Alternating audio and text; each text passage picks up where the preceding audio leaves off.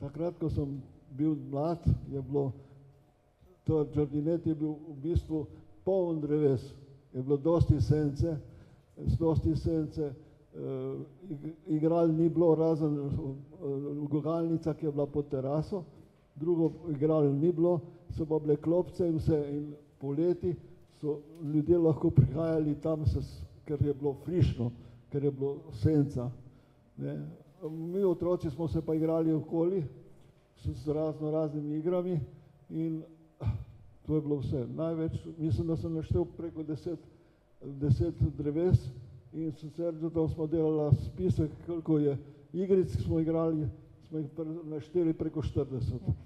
Jaz sem odraščal na 3 naslovih na Triglavski in torej 13 let sem bil v Jardinetu.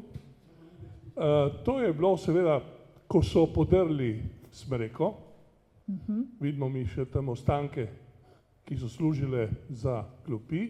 Tukaj je bilo veliko bolj gosto, je bila živa meja, so bila ene 4 manjša ali 5 manjših drevesc, par klopi je bilo vmes in tu smo se najbolj igrali čekliste.